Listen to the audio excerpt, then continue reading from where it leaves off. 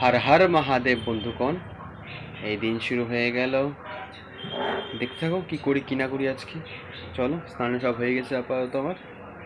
দেখি পুজোটা দিব, তারপরে হবে দিনের শুরুয়াত। চলো। তারপর চলে গেলাম হলো সবজি আনতে, শাক নিতে। দেখছিলাম কি শাক নেওয়া যায় কি না নেওয়া যায়, দেখি তারপরে হলো নিয়ে দিয়ে যাব হলো আরও কিছু নিতে। তারপর নিতে চলে এলাম মিষ্টি। নেই মিষ্টি, মিষ্টি নিব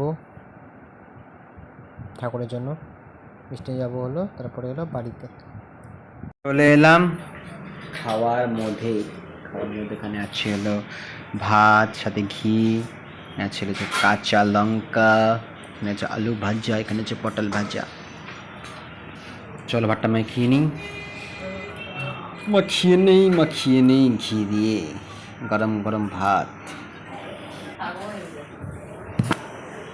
চলো শুরু করি। আলু ভাজা দিয়ে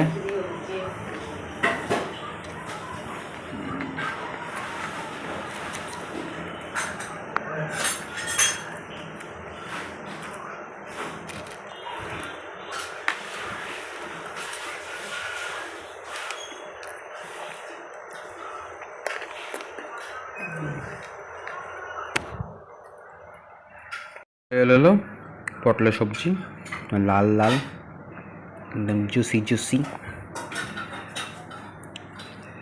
চলো নিয়ে নিই পটল।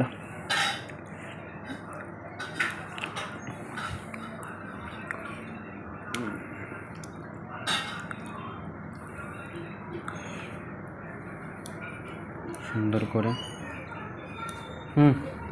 না না আলু দিয়ে করছি নিলাম পটল।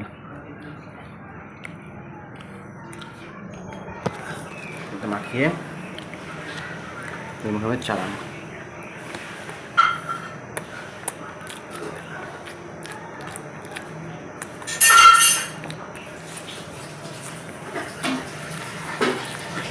এটা খাওয়া কি জরুরি খুব এতগুলা খাবার?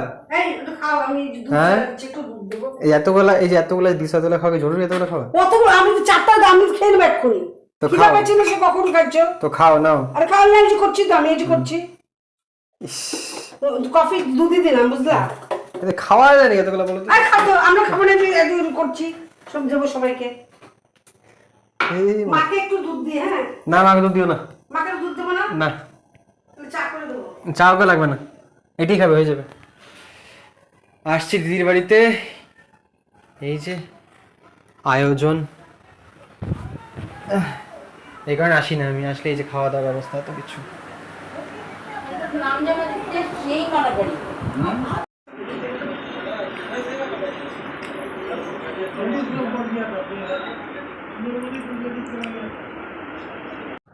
এই চড়ক পূজার আয়োজন, এই যে ভোলেনাথ,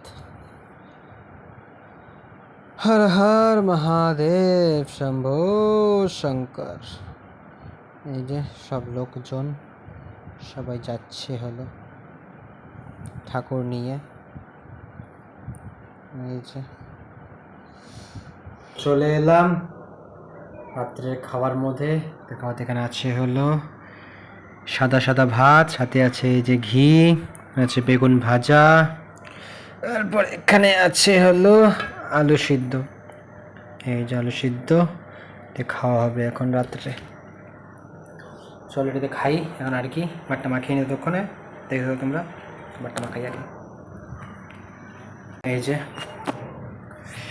ভাত নিয়ে এলাম, নিয়ে নিয়ে একটু হলো বেগুন, যার নাই কোনো গুণ তাকে বলে হলো বেগুন। নিলাম বেগুন, নিয়ে নিয়ে আলু সিদ্ধ, দুইটা দিয়ে মাখিয়ে, কসলায় মাখিয়ে মুখের মধ্যে চালা। চলো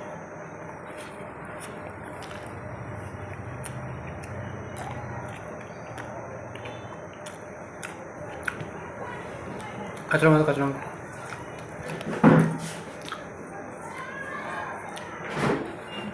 সুন্দর করে জমিয়ে ভালো খাওয়া।